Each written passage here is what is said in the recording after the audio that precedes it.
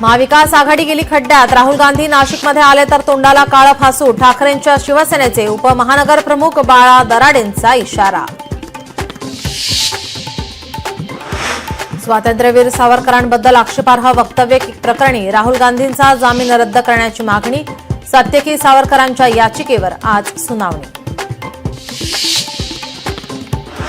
मंत्री चंद्रशेखर बावनकुळेंनी अधिकाऱ्यांना खडसावलं, जनता दरबारात 10 पैकी 8 तक्रारी तहसीलदाराविरोधात असल्याने बावनकुळे संतप्त. आगामी मुंबई, ठाणे, पुणे पालिका निवडणुका भाजपा स्वबळावर लढण्याचे अमित शहांचे संकेत, सूत्रांची माहिती. एकनाथ शिंदेंनीही मुंबईच्या 107 जागांची मागणी केल्याची सूत्रांची माहिती.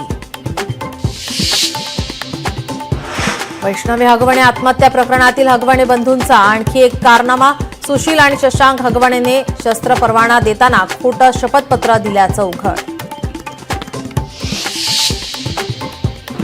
पुण्यात आणखी एक धक्कादायक घटना समोर, लग्नाचे आमिष दाखवून प्रेमसंबंध ठेवले, लग्नाला नकार दिल्याने अल्पवयीन तरुणीची आत्महत्या.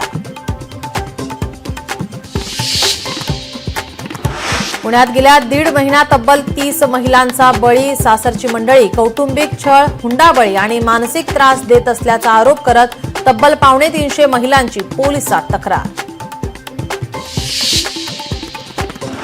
छत्रपती संभाजीनगर निवासी उपजिल्हाधिकाऱ्यांच्या घरी सापडलं मोठं घबाड, पोलिसांची विनोद खिरोळकरांच्या घरी धाड, 67 लाखांची संपत्ती जप्त.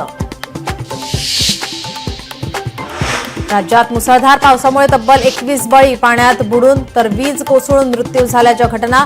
24 मे ते 26 मे दरम्यान झालेल्या पावसात 21 जणांचा मृत्यू. मुंबई पोलिसांकडून एमडी ड्रग्सचा कारखाना उद्ध्वस्त, कर्जतमधील कारखान्यातून 24 कोटींचा मुद्देमाल जप्त, मेफेड्रोनची निर्मिती करणाऱ्यासह 6 जणांना अटक.